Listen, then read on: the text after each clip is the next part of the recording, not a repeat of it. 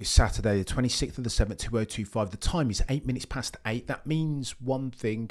We've got to talk about qualifying and the multitudinous plot lines that emanate from it. Lando Norris 2.0 rocks up all of a sudden and gets it done. He said that he wasn't worried about yesterday, that he would make changes and bring it back. And he was God tier in Sector 2. I've got to take 2 seats now. I've been talking about Lando Norris being Dustin from Stranger Things, that Lando Norris 2.0 won't rock up again, but apparently he needed to damage his nose again so that he could win another race. Rich vein of form, settings. He's never not been quick, Lando, but it's always been a question about his execution or lack thereof. But he executed today. Does that mean that he can make it through Le Combe tomorrow in first place? I'm not so sure. If you're asking me to pick favourites, then my favourite is Oscar Jack Piastri. Now, McLaren obviously will have the whip hand. Maximilian Verstappen is in fourth behind Charles Leclerc. That is so too an advantage. But yet and still, Oscar Piastri, as far as forensic car placement and clinicalness, is God tier, always has been. Please see as you Exhibit A, Baku last year, Charles Leclerc, your Exhibit B, Italian Grand Prix Chicane 2, again on Lando Norris, and this year on Lewis Hamilton. What are you talking about? And Maximilian Verstappen, Oscar Piastri. If you give him a whiff, give him an inch, and he will take a mile in the overtake. There will be a long run in down to Les Combes through Eau Rouge and Radillon. It will get techier than techie things. The bookmaker's favourite, if I recall correctly, notwithstanding Lando Norris's pole for the race victory tomorrow, is still OJ Piastri, and that's saying something. The gap between Lando Norris and Oscar Piastri at the start before this Grand Prix was 8 points. This is critical. It feels like a seminal moment, potential inflection point. We'll talk about that. So too, we'll talk about Maximilian Verstappen contradicting his old mate HELMUT MARKO about their chances for the Drivers' Championship. HELMUT MARKO, materially more optimistic than is one Maximilian Verstappen for some seasons before I turn champion. So too, we'll talk about Lewis Hamilton, Ferrari. It's getting techie over there at Scuderia Ferrari. It was always going to. Your boy's going to argue devil's advocate for once. You know, I like myself a little bit of Lewis Hamilton blasphemy because I remember 2018 Singapore, 2007, 2006 GP2, Silverstone, Pizzioni, and PK Jr. I remember those times. I was there. So the contrast is stark for me to see Lewis Hamilton struggling.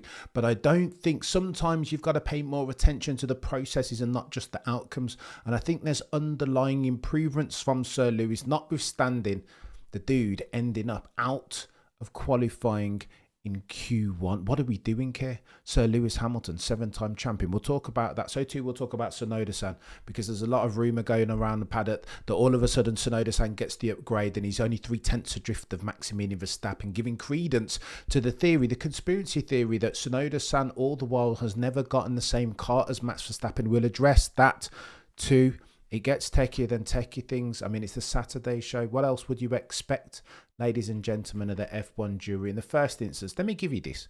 We'll do the Lewis Hamilton thing and get it out of the way, because Lewis Hamilton said some things, didn't he? He's getting more vocal, more vociferous in the post-qualifying scrum, because as he gets more vocal, he's getting more agitated, more frustrated with himself. In addition to the bloody car, they said that they were going to sort out the suspension, the rigidity at the rear, to facilitate them running the car lower and making it more downforcing, more aerodynamically efficient. Charles Leclerc, it seems, has benefited from that god-tier performance from modern-day Jean Alesi. I've got to retire that moniker today, because he did as he should do, outperforming the car, keeping the McLarens honest. That's Charles Leclerc's lot when he's had his Weetabix.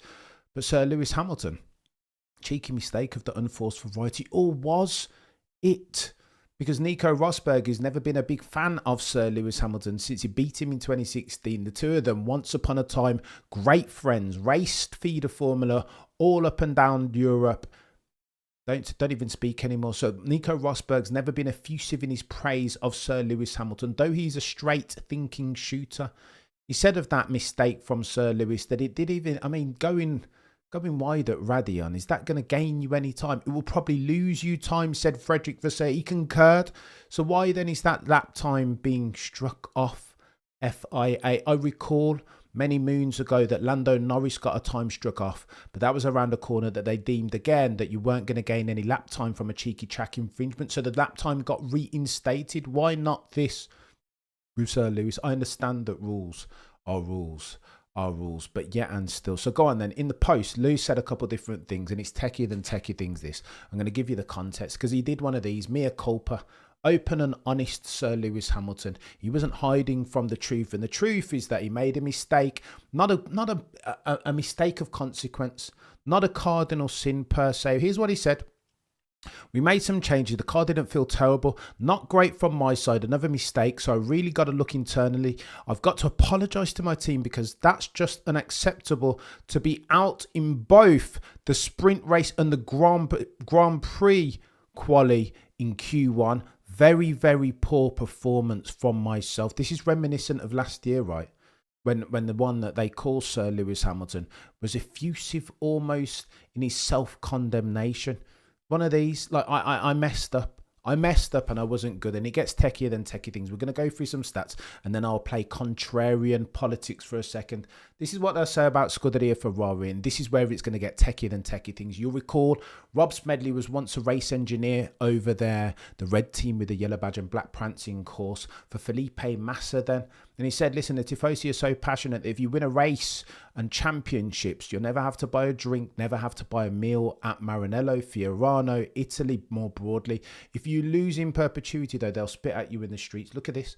They're memeing them already. They call us 007, 0 wins, 0 poles, 7 upgrades, and none of them have worked. Euston, therefore, we have a problem. Now, there are narratives and nuance to this. It would be naive of me to just look at that and say, you know what, Ferrari are failing. Lewis Hamilton is failing. It is easy, though, to look at the head-to-head stats between Charles Leclerc and Lewis Hamilton. Here you go. Maximilian Verstappen, absolutely dominant as far as the head-to-head. 10-1, 90.9% dominance from Maximilian Verstappen, as you would expect from one of the goatiest to have ever got behind the wheel of an F1 car. But what I want you to pay attention to is the Charles Leclerc stat. 7-1 versus Sir Lewis Hamilton. This is Grand Prix qualifying though. I know round spot. Look at this. This is Spa. But if you look at Charles Leclerc as versus Sir Lewis Hamilton, he's been dominant season to date as far as qualifying. But you would expect that from Charles Leclerc because he's one of the quickest drivers that we've ever seen in F1 history. Point to point, right up there with Maximilian Verstappen in terms of absolute performance, pace. That's the currency of Formula One drivers, right? It's tender. The quicker that you are, the lower the bandwidth, the lower the CPU that you have to use to do all of the other things. And Charles Leclerc is one of the quickest. Some will say that Cameron is blasphemous in even comparing him to modern day Jean Alesi, that the accurate comparison is to Gilles Villeneuve. So you think, therefore, against that context, that Sir Lewis Hamilton is going to jump in that car alongside a young, fire-breathing dragon in Charles Leclerc and get anywhere close to him? Well, I mean, after a bit of a simulation and acclimatization, potentially. You heard us talk on this channel that the gap historically season to date between Charles and Lewis in qualifying trim has been anywhere between 0.2 and 0.3. Yet again, Charles Leclerc puts it on Sir Lewis Hamilton, who qualified where? 17th, if I recall. It's not good enough, is it? Charles Leclerc's right up there in third, and they are in the same machinery, notwithstanding what Sir Lewis Hamilton fundamentalists and extremists will have you believe. Sabotage settings. But here's what I want you to know. Earlier on in the season, okay, here's another stat for you. But again, the stat doesn't tell you the whole picture. And this is where I'm going to argue devil's advocate in the name of Sir Lewis Hamilton. Try and defend one of my favourite drivers ever's honour. Here's another stat. This will be the 13th. If Lewis Hamilton doesn't drop it on podium, again, it's Regenmeister circumstance, changeable conditions. It will rain before the race and it will rain during. Who better than a Max Verstappen or a Sir Lewis Hamilton to find their way to the front, work their way through the field in a rain-strewn circumstance? He's a god tier one. This is internal gyroscope settings, and Lewis Hamilton in the rain is one of the best to ever do it. To argue anything but that is disingenuous. However, if we go through Spa and Lewis Hamilton doesn't podium, that will be 13 races straight that Lewis Hamilton hasn't podiums. 13. As far as his career, which obviously goes back to through to 2007 in Formula One, that will be the longest period that Sir Lewis Hamilton has ever gone through without a podium. What, ladies and gentlemen, does that tell you? We've talked about the downside. He's 40 years old. F1 is a young man's game. There's only been 3 drivers ever in Formula One to have won a championship at the age that Lewis Hamilton is now. Brabham in 66, Farina in 50, and who's the other one? I can't remember. Farina in 50, Fangio in 57, Jack Brabham in 66. 3 bods, and that happened 100,000 gazillion years ago. So what does that tell you about modern day Formula One? It is a young man's game. This is always going to be difficult. If past his prologue, it was always going to be mission impossible. However, notwithstanding what the stats are telling you, it was 0.2, 0.3 season to date between Lewis and Charles in quali, as near as makes no difference each and every single time. However, of late, Lewis has been getting closer and closer to Charles Leclerc. It's important to realise that the simulation and acclimatisation game, as far as the red car with a yellow badge and a black prancing course atop the red team, is working for Sir Lewis. It was always going to be difficult for Sir Lewis early on, wasn't it? He always takes a while to play himself into the season as a crease. But here you can see the times doing one of these. Let's play if games hypotheticals for a second, if I try and argue Lewis Hamilton's case. Whereas it was 0.3 and 0.2 of late in qualifying, it's become 0.1, 0.15 more frequently. Today in Q3 or Q1 even, Lewis Hamilton was as near as makes no difference. Level playing field with Charles Leclerc. It was thousandths, not hundredths between them. Had that lap time not gotten struck off. And therein lies the reason why you can't just pay attention to the headlines. There is nuance. They are converging as Lewis Hamilton beds his way and gets his feet underneath the Ferrari table. No longer is it carbon industry brakes and discs. It's Brembo. That takes time. The steering takes time. He's been complaining about that. The rigidity at the back takes time. Apparently they fixed for that, even though Lewis says to the contrary. And so Lewis is doing better, but that wasn't good. He said it's unacceptable. I can't keep making mistakes and I need to apologise to the team. I must be better. It's going to get techie for Lewis Hamilton tomorrow and for the rest of the season, especially as Red Bull are on the precipice of prioritising for 2026. This is going to get techier than techie things, chat. I'm telling you. I am telling you. That is actually quite techie-y. The fact that he said that all the while he's doing one of these converging. All you need to go back is look at the historic qualifying delta, the quantum between Charles and Lewis, and map it out. I might do it in my as a cure for insomnia. The line will be doing one of these. They're getting closer and closer. Lewis is getting closer and closer to Charles Leclerc as he was in Q1. Cam, that was his second try. No, it's a good shout, Tick. I don't disagree, but nevertheless, still getting closer, Ray. We'll see. We'll see. Maybe I'm wrong. And maybe Lewis Hamilton is washed, like the naysayers want to say. But I don't think this is the evidence. You've heard me say similar.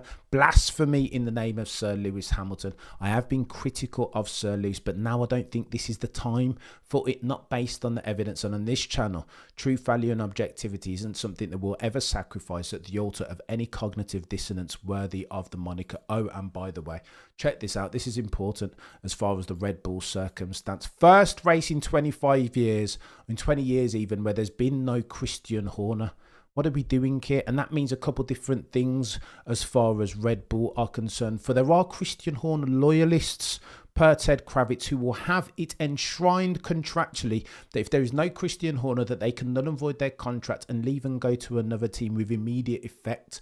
In stark contrast, however, there are Red Bull employees who are not fans of Christian Horner and would be looking to turn a page. Some are saying that it's brand new and it's positive. Max Verstappen even said that he can breathe fresh air. Sons Christian Horner, who became something of a black cloud in the midst of allegation gate, Christian Horner racing as opposed to Oracle Red Bull racing, all of the attention that Christian Horner sucked out the room each and every single press conference that he attended. Max Verstappen says that he can push his shoulders back. Lauren Mekies is now at the helm, no longer Christian Horner. But I would argue There will be a change. This is a transition period for Red Bull Racing because no longer are they the same. Christian Horner gone, Wheatley gone, Newey gone, Marshall gone, Will Courtenay gone. You can't lose those god tier personnel as far as F1 is concerned and replace them with anyone.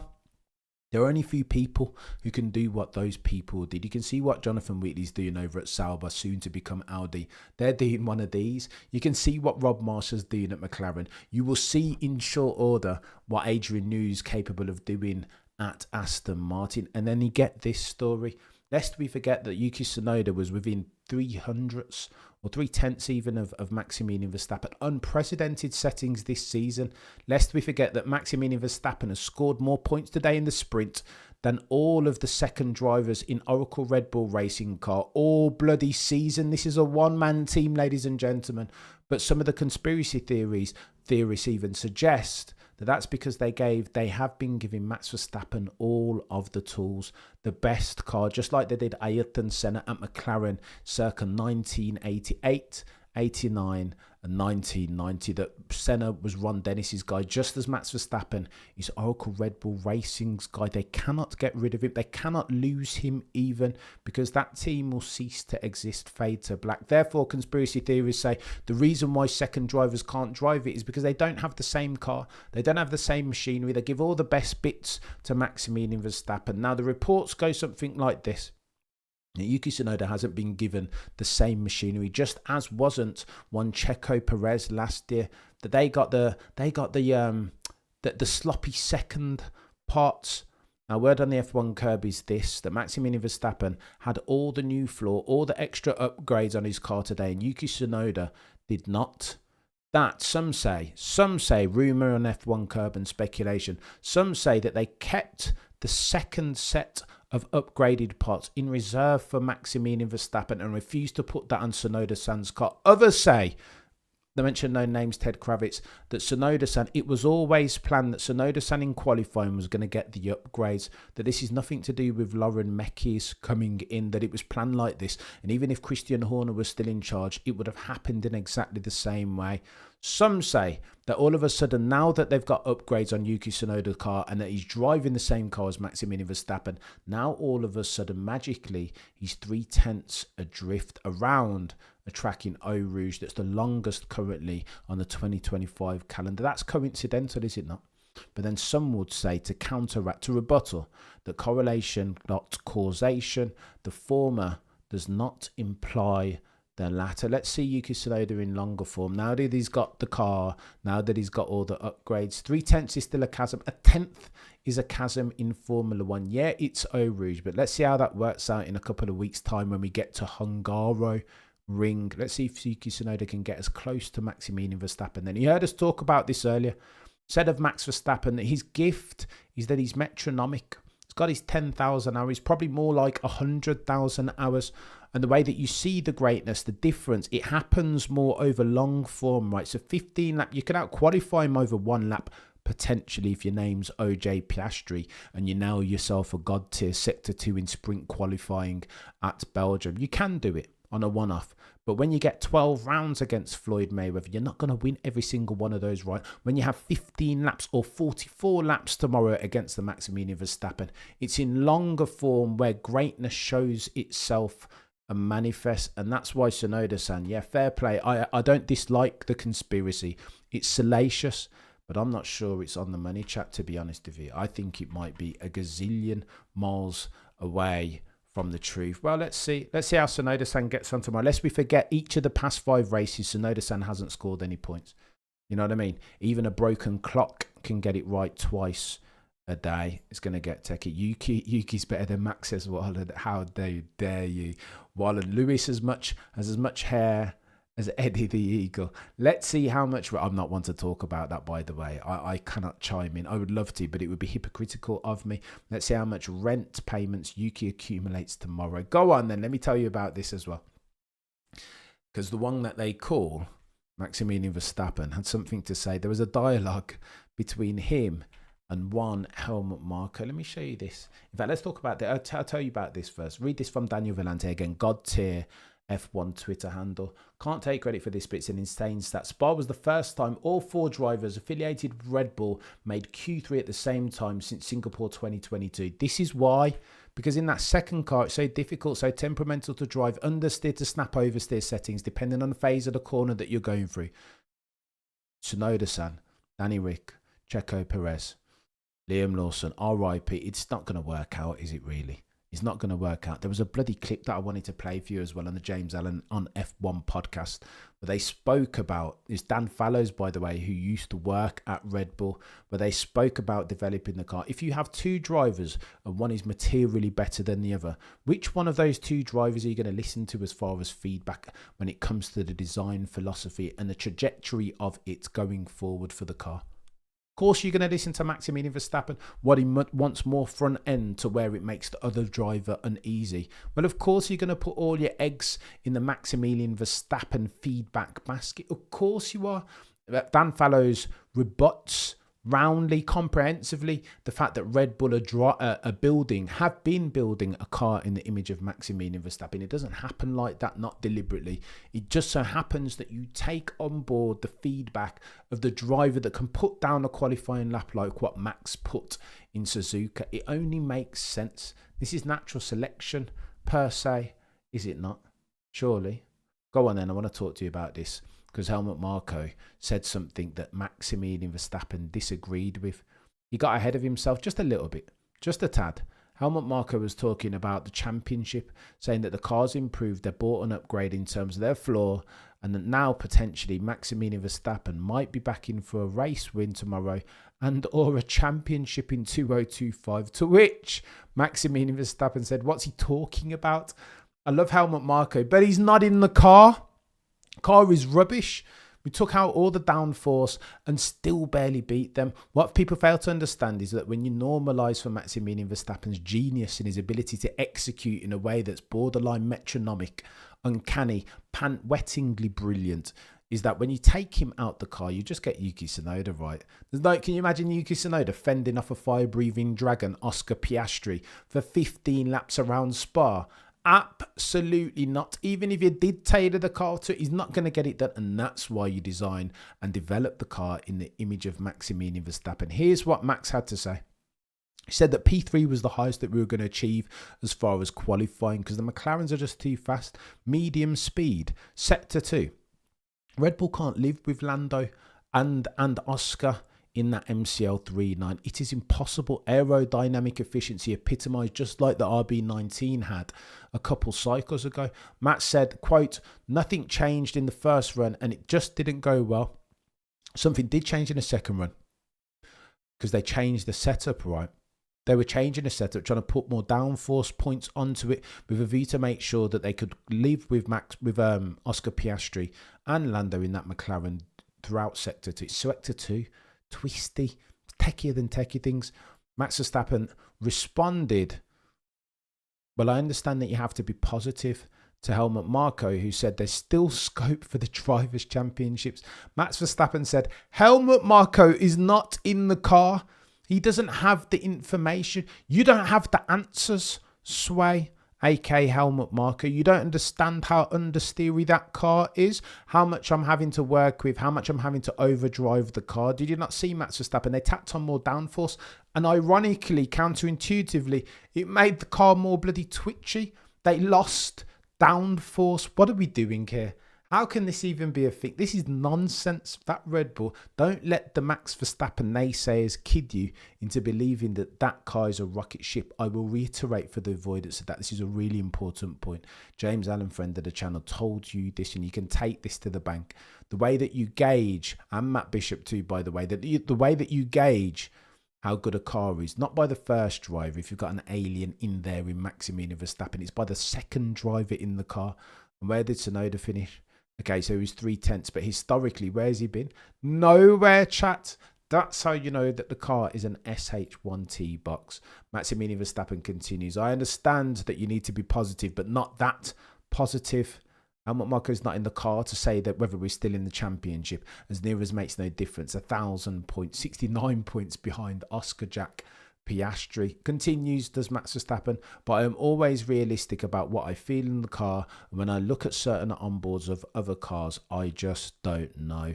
Ergo, it's not realistic to expect us to challenge the McLaren in the hands of Lando and Oscar. I want to tell you something about Lando and Oscar as well. You know, when we talked about Oscar Piastri not making mistakes, well, he made another one too. I feel like F1's making a mug of me today. Everything that I've said, it's turned it. I desperately want to bat 1,000, but I'm not anywhere close. Charles Leclerc, god tier performance, Mr. Mistakes, modern day Jean Lazy. What are you talking about, Cameron? This dude in qualifying was incredible. If you can replicate that in the race, tick, tick, tick. So too, Lando did it, didn't he? At the altar of yet another Oscar Piastri mistake, where he was so brilliant, sporting endeavour par excellence yesterday. Sector 2, Sector 3, turn 13, 14. He made a mistake today. It's bonkers. If Oscar took the rear wing out, it's dry. Lando may be in trouble. So no, it won't be dry. So yeah, it won't be dry. That's what the weather forecast is saying, EasyG. So that's why most of them attacking on downforce per Ted Kravitz. So here's where Oscar concerns me. I still think he's got it in him over one Lando Norris. He has. I just think he's more. He's better suited. Although Lando's countenance post the qualifying session, I mean, he's chilled out a little bit, hasn't he? More driven, more focused now, less flummoxed and concerned by things that don't matter. The social medias, the quadrants, a stake of which he's just recently sold up. Like he's putting all of the non-important things to the side, and I think that's got to matter. I think that has to count for something. Still behind in the championship, and still I don't think he's as complete an F1 driver as Oscar Jack Piastri is. But yeah, and still he's still in there, right? Boy wonder is back, Mr. Norris. Lando Norris 2.0. So why didn't he take the rear wing off, EasyG? Are you talking about OJ Piastri? So he said post the sprint that he didn't want to be in a similar position, but I think they all looked at the weather forecast and they realised that the potential of rain is higher than it was before. So they don't want to be a sitting duck. They've learned the mistakes of Maximilian Verstappen at the British Grand Prix. They don't have Maximilian Verstappen's acuity of internal gyroscope to fix for these snap oversteer moments in real time. So why don't just tack more downforce onto the car, right? They were losing too much in Sector 1, Sector 2, and that will matter for something if we're playing overtaking games, tomorrow even. It was a sitting duck, was Oscar Piastri. There's no way he was going to fend off, particularly when we go into Le Mans. Can you imagine Lando Norris if he's got too much downforce on that car and Oscar's taken some off? Gonzo, done into Le Mans, like going up through Eau Rouge and Radion. He will have no chance, ladies and gentlemen, of the F1 jury, which is why I think it's going to get peak. I can't wait, I'll be honest. The moment of tomorrow's race will be four wide going into Le Mans. You'll have Charles Leclerc, you'll have Lando, you'll have Oscar, and don't think for a second that Maximilian Verstappen won't be looking to replicate Imola, for Pete's sake. You can't count him out, can you? Better for what McLaren has in the past at Spa struggled to pass on the straight due to too much wing. Bravo, Space Ghost. You said it more concisely and succinctly than I ever could. Russell didn't have downforce. That's why he's so quick. Go on then, Tick Short. It's a Jekyll and Hyde track, this is. Sector 1 and Sector 3 demand a certain circumstance, low downforce. But you can't get through Sector 2, Stavolo, etc. unless you have downforce tapped onto that car. So it's like a sliding scale. There's a line of best fit, of least resistance. Like you can't dial out too much downforce like George Russell to where you're setting purple sectors, Sector 1 and Sector 3, but then you're losing a second plus in Sector 2. What's the point? George Russell, I feel like Mercedes messed it up. Oh, and by the way, speaking about Mercedes, do you think Maximilian Verstappen's looking over there? He will have, by the way, 63 missed calls from Toto, the boy who cried wolf, desperate now to sign Maximilian Verstappen in 2027, not necessarily 26, given the fact that George and Antonelli collectively, I mean, not fit for, but maybe it's the carb for, maybe I'm being harsh on George in particular, because George has been brilliant season to date, but Kimi Antonelli, half-cooked chicken, Kimi Antonelli, if Kimi Antonelli were chicken, it would give you salmonella. He's undercooked, unseasoned. He needs more time. See, it's not good enough, is it, Toto will be picking up the phone, desperate to get one Maximilian Verstappen. Key now more than ever to drop kick in the chest one Kimi Antonelli and a King George Russell of Kingsley Norfolk. What do you mean? I thought the comment about no one has ever won starting from P4 was interesting. Don't know if it's very important. I think that's a random walk of a stat macon. Again, one of those causation ones. Techier than techie things. Funny a broken clock once. It's a good quote that. Go on then. We are going into tomorrow. I might have a cheeky never bet against Maximilian Verstappen now. Never. Even from fourth position. A couple of years ago, didn't he start fourth round here? And then he was up to first by like lap 13 or something. Around here, it's very difficult to bet against Maximilian Verstappen, even if he's faced down by McLaren. What he did today was chaos in the sprint. You do know that, right? It was easy. There was a broadcast, I want to say Sky Sports Italia, and they were like, this dude is the professor, just showing the young guns which way he's going. They're never going to get close to him. It was never in doubt, they said on Sky Sports Italia. It's not just me glazing Maximilian Verstappen. Is it even glazing if it's true? Poor Kimi was he crying, Z? Oh, I did not see this. The pressure is getting to. I mean, it's been 12 race weekends in 17. Dude's 18. He's not long graduated from college. What did we think was going to happen when he's met with a little bit of resistance, when the pressure cooker... I mean, Charles Leclerc's been around 10 years, as near as makes no difference. And he can't contend nor overcome the pressure cooker at its worst. So what makes us think that Kimi Antonelli has the minerals to do so? You know what I mean? There's F1 drivers who still... Now, Lando Norris, for Pete's sake, still struggles with the... Okay, so he's overcoming it. Monaco mentioned no names. Today mentioned no names. But Kimi Antonelli, it's not exactly fair. Go on and let's talk about McLaren. Oscar Piastri, EZG, did make a mistake. I want to say it was turn 13. Not a big error. Just a cheeky... I want to say it's a cheeky snap oversteer moment. So that's where we lost all the time to Lando today. And again, another mistake. Another mistake from Oscar. Let's count them up. Australia... Wet circumstances, and it will be wet again tomorrow. So another test for Oscar Piastri. Austria didn't go through at turn 6 after Claude settings.